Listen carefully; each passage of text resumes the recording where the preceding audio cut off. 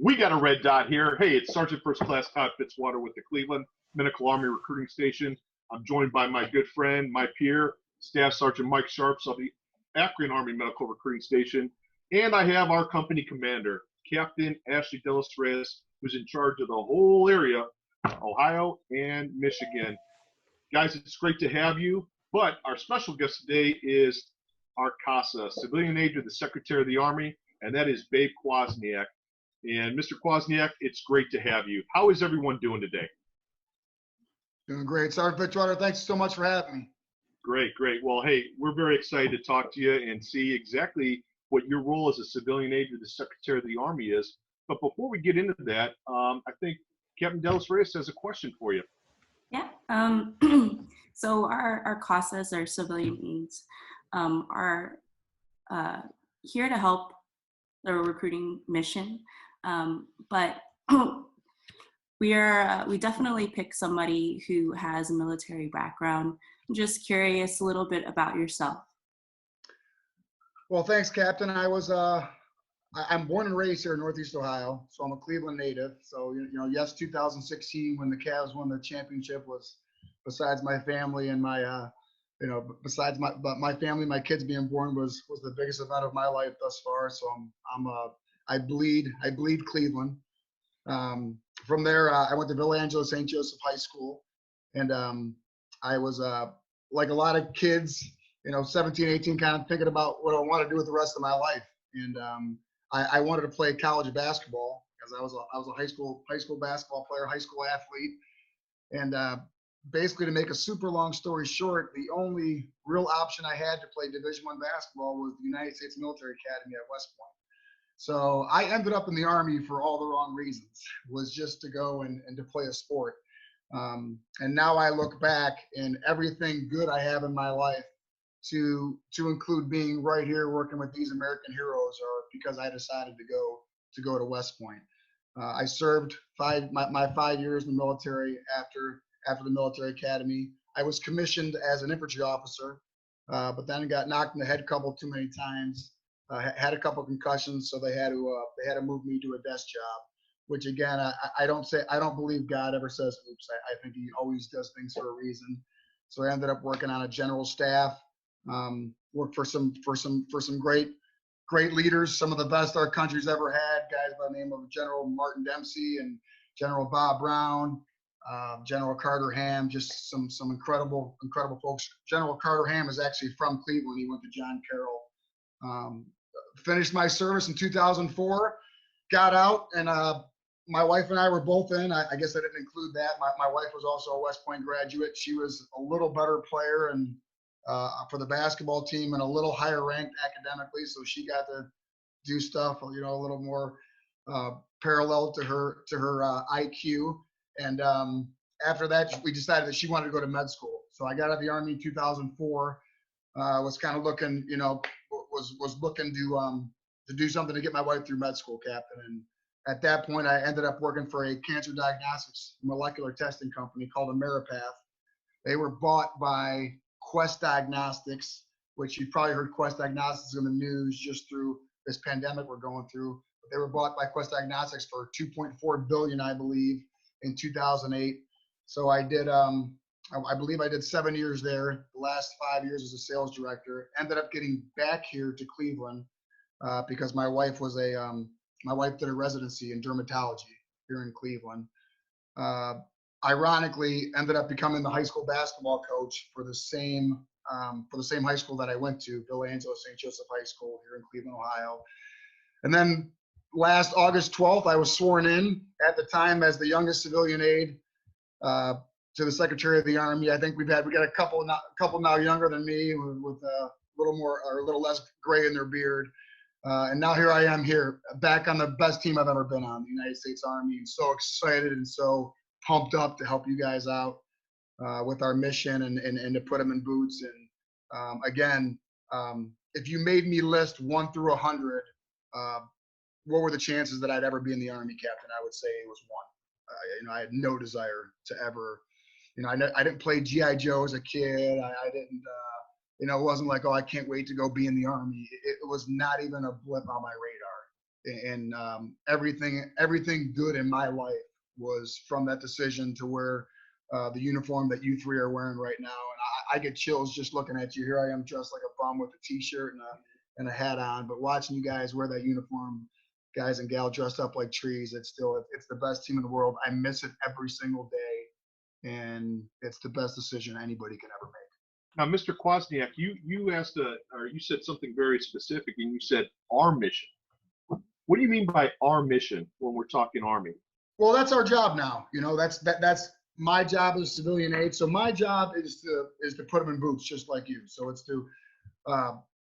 to help recruiting goals.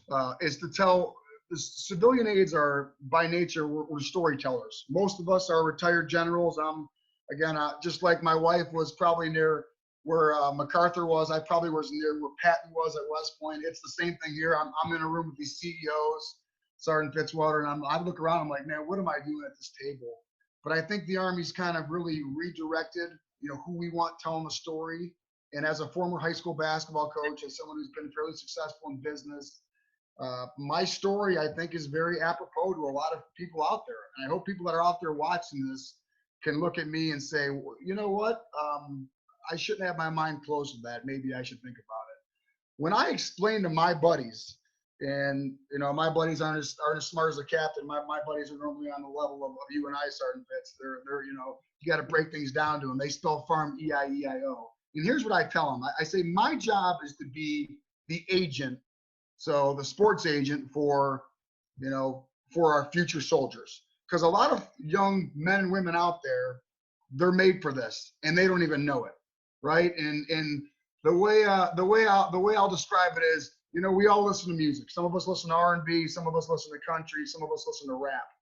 But I think for the most part, if you ask everybody, they listen to music, right? So my job as a CASA is to kind of make those, find out what music those folks listen to, and then as their agent, get them in contact with you, with our Army recruiters, and let's get them to dance. That's my job. And so, when I come see you as a young person, like I'm just going to tell you my story. And yes, the United States Army isn't for everybody, but you're grossly mistaken if you're automatically saying no way is that for me, because I've been you and I was there. Sure.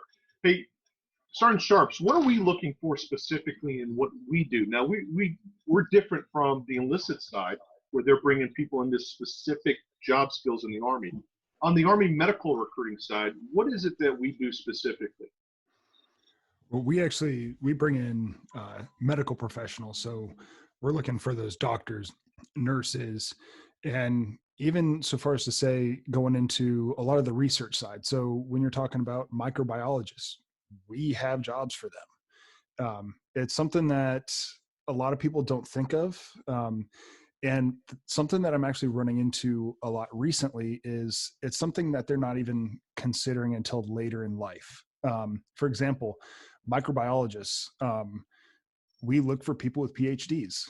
You're not going to find a 21-year-old with a PhD. It's just not going to happen. So it's getting the message out there saying, hey, we can provide that space to do your research. Just come talk to us. And that's kind of the hardest thing to do, is just not necessarily getting our message out there. It's just getting people to know that we're available. Sure. And Mr. Kwasniak, how would you suggest that recruiters like us that are very hyper-specific in what we're looking for, how do we bridge that gap where we get in touch with those medical professionals, for example, that may be at that point in their career where they have to pay back their student loans, they're looking for retirement, or they're looking for health care if they're an independent physician or something along those lines? How do we bridge that gap to interact with them? What would you leave us with on them? The opportunity is never going to be greater than it is right now, right? You look at just society. The Secretary of the Army was talking to us the other day on a conference call, and if you look at any time in the point of our history, whenever we've had something of this magnitude happen, and make no mistake about it, this pandemic is something of this magnitude, the Army's kind of always come to the plate, right, up to bat. And with that being said, you have to say, okay, it comes down to service, right? And at its core, I'm a high school basketball coach. And so what am I teaching young people? Is I'm teaching young people that it's about something bigger than yourself, right? If you've watched, as many of us did, is because there's nothing else to watch on TV, the Last Dance, right, about Michael Jordan. If you look at that and you see so many people arguing on social media, who's better, Michael or LeBron. If you look, Sergeant Fitzwater, the number one thing that changed is the money, right? Is that's what it's come down to is dollars and cents. And if you look at what this pandemic has done, is it's made this opportunity. What's really important in life, right? Because I can't take that money with you, and having been a sales director of a Fortune 500 company. I mean, I retired when I was 38 years old. I'm not, wasn't independently rich by any means, but I think I could tell you my happiness didn't come from that. The happiest days I had in my life were, again, every morning when I got to wake up and put on that uniform. And, I think if you just look, sometimes that comes with experience, right? When you're 17 years old, you're very egocentric. How does this influence me? How does this affect me? And I think there's going to be opportunity there too, because a lot of folks now after this pandemic, they're going to need jobs, and we're going to have a great one ready for them, right? But as Sergeant said before, for the specificity of what we're looking for those microbiologists, for those folks that have this skill set, what a great opportunity to serve. What a great opportunity to, not only make, good money, but to be a part of something bigger than yourself. And I think you look at, most folks, you look back and that's what it's all about, right? Is nobody ever says, you look back at what kind of team are you on? And this is the best team I've ever been on. I'm getting fired up just talking about you guys. I wish I was smart enough to be a microbiologist. Do we have a spot for me? Can I come and do that? Because especially right now with how we need to help people, and we need the right people on our team. Right, and you bring up the pandemic, and it's something, we're in extraordinary times right now.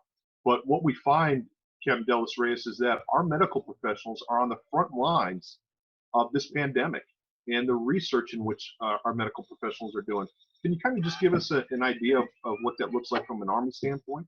Yeah, I mean, the Army has been in humanitarian response whenever the U.S. is in need. We've helped with tsunamis in Japan. We've helped with earthquakes in Haiti. We've helped with Ebola in West Africa. And now that we have a pandemic here today, we're going to help. Our budget for research as far as infectious disease control is high. I think 1.4 billion, which is outstanding. So we're on the front lines trying to find highly qualified professionals to find the answer. We're trying to have our soldiers out there, our National Guardsmen out there, our reservists out there to help facilitate some of the testing, as you see in the news. But now more than ever, military manpower is essential. Sure, absolutely. And go ahead, Mr. Yeah, I just want to add to that. I look back. I'm just trying to think about what the captain said, and I look back in terms of our own experiences. When my wife applied for medical school, and I love to brag about her. She was near the top of her class at West Point, and she finished at Beauvais. She was number one in med school. There were a couple of med schools that she didn't get into, and some of that I was blown away. Right, I was like, holy smokes, how is there a med school you didn't get into? But my point to all this is the number one thing they looked at is, wow, you were in the Army. You were were airborne. You jumped out of planes, and they were more intrigued by that. So there's just so much in diversifying your portfolio, right? Like nobody, in my opinion, that's ever put on that uniform has ever looked back and said, wow, I regret that, right? And I think in terms of, I don't want to speak for my wife, but in terms of being a medical professional, there's just been so much that she's taken from wearing that uniform. In preventive medicine, she worked up at Chipham's up at Fort Lewis in Washington. There was so much from that experience that made her the doctor she is today that I think that's invaluable, right? And I think sometimes we discount that. That's our lottery ticket, right? Is once you do this, it's going to be at such a high level and at such high intensity that the rest of your life is going to be not easy. Now, you're not relatively easier, but it's going to be easier compared to what you're doing here in the Army. Sure, Sergeant Sharp. A lot of times, what we talk about, and we talk about like-mindedness in what we do. You see soldiers, or soldiers are like-minded. A lot of A-type personalities, right? Firemen, how they rush into a burning building. You know, it's a police officers, how they chase down a criminal or whatever the case may be. Paramedics, anyone that's on the front lines, they're like-minded, right? They're willing to sacrifice to go do something on the greater good. What have you seen with our medical professionals as they do the same type of thing? Actually, what's a little bit funny is the medical professionals, they aren't that personality. Those medical professionals will come find us. So those are the ones that's a given. So we have a program. We tell them, hey, we can like get you pay for your med school. We can pay for your residency, stuff like that. They'll come and find us. I actually have noticed there's a lot of the more timid providers that I've spoken to that they've kind of come into their own, which is, for example, we have one of our own out of Akron General, Dr. DeMarco. So she actually came in, she was a strap recipient. She is now in Boston as we speak. So her unit was asking for volunteers, and she's an ER doctor and said, yeah, I'll go. I guess where she was working here, they had an excess of doctors that said, hey, like we don't actually have enough space for you to work, that we can allow you to go to one of those areas that's harder hit than Akron, Ohio. So she's out there right now serving, but it's not always the A-type personality, especially in the medical field, because when we bring you on board, we want a doctor. That's it. Like, we'll give you rank commensurate with your experience, but it's not always jumping out of airplanes. If you don't want to jump out of airplanes, you don't have to. It's not like it's a requirement. Yeah, absolutely. And, you know, it's interesting how those dynamics play out, right? So you have some that, like we talked about, are A-type personalities, and then you have the more didactic, the ones that are more low-key, that just go out there and do the job. What have you seen, Mr. Kwasniak, in you know, as you move about the country, because you're all over the place as a motivational speaker? What have you seen in your interactions with people, just with how they react to the military as a whole, or the Army as a whole right now? What do you share with them? What do you leave them with when you're interacting with them about the Army? First of all, I want to go back to that point Mike made, because it's an awesome one. If you look at any great team, like that's the beauty of it, right? Is we're going to be eclectic. We're not all going to be, you know, these hard chargers. You look at, you know, everybody has a role to play. It doesn't mean anyone's role is more or less important.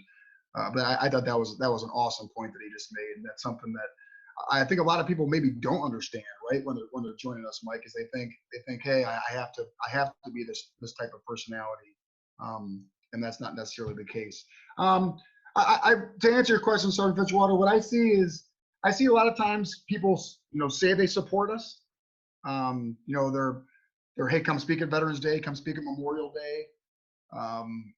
And then sometimes, you know, there's the kickback of and when I say kickback, I guess I was in 14 years ago, right? 15 years ago. And I know you have a much bigger challenge than I had. The country's been at war for 18 years. And I think without being too negative, a lot of times I see folks that, yes, I support you, I support the troops, but if it was my son and daughter, I probably wouldn't let them go. And I think that's the obstacle that we need to jump over, you know, that we need to get through. And I think that's because of, you know, people just, you know, they see the war movies, right? They see the Lone Survivor, the Black Hawk Down. Sergeant Sharp has just made a great point about the Army is what percentage of the Army is shooting a weapon and jumping on a plane. A very minute percentage. Now you can do that if that's what you want to do. We have so many jobs. Heck, part of my Army experience is my Army experience was I played basketball for the Army, right? So there are so many things you can do, and we need to be able to get that message out across the people. I focus on three things, Fitz, when I'm talking and I'm trying to tell my story. It's like, listen, number one, if you want to become a leader, now you don't necessarily need to be this gregarious personality, but if you want to become a better leader, the Army's for you. Now I'll throw a joke out there. If you want to learn how to sail a boat, go to the Navy. If you want to learn how to fly a plane, go to the Air Force. But if you want to learn how to become a better leader at any stage of your life, think about joining the Army. Number two is I think we're always on the cutting edge of technology, as we're doing right now, as you guys are talking about in the medical field. So if you want to learn to become the best doctor, the best nurse, if you want to learn to be on the cutting edge of technology, think about the Army, because the Army might be for you. And then finally, probably the most important and apropos point is it's the greatest team in the world, right? And I don't know what our record is total. What is it? 13-1, depending on how you view Vietnam. But the Army is the best team in the world, and most importantly, it's the best family in the world. I was told when I got out, I had a colonel who I viewed as a father looked me right in the eye and said, you want to get out, that's fine, but understand you will never have a family like you do right now. And I mean, I got the hair on my arms you can't see right now, but they're standing up right now just telling you this, because there's not a day that goes by where I don't miss the people to my left and to my right. And that's probably the part that we have a harder time getting by when we're recruiting, right? Is even people fighting in Afghanistan right now, they're not over there fighting for American pie or our flag. They're fighting for each other. And just like Captain was talking about during hurricanes and during these pandemics, we're doing things for each other. So I got to tell you that every Zoom conference call that I've got on that has been not work related has been with my military buddies. Both male and female, checking on them, white, black, rich, poor, Hispanic, anything. It's the best family in the world. And like I said, in my experience, every single person that I served with, not one of them regretted it. Now, some may look back and say, man, you know what, that sucked. And I can tell you plenty of times in my experience where it did suck. Plenty of times where it did suck, but no one regrets. No one looks back and says, I'm so glad, I'm so glad I didn't do that. It's the opposite. They look back and they say, I'm so glad I did it. So all I guess if one thing can come out of me talking to you today and to the folks listening, it's saying just open your eyes, open your ears, and most importantly, open your heart, because you may not think this is for you, and I got to tell you, it may be for you. I know it wasn't my case. Absolutely. One of your first points in that was leadership, and those are our Army values: loyalty, duty, respect, selfless service, honor, integrity, and personal courage. The acronym for those values are leadership, and the executive skill set that we get to bring to our medical professionals that that take the commissioning. It's incredible what it does for them. And like you said, if you want to learn how to be a leader, you join the Army. It's what we do. It's ingrained in our DNA. I'd like to go ahead and conclude at this time, and thank you very much, Mr. Kwasniak, for coming on and joining us today with Captain Ashley Dallas Reyes and Staff Sergeant Mike Sharps of the Akron Medical Recruiting Station. And on behalf of me and my team, the Cleveland Medical Recruiting Station, we thank you for your service.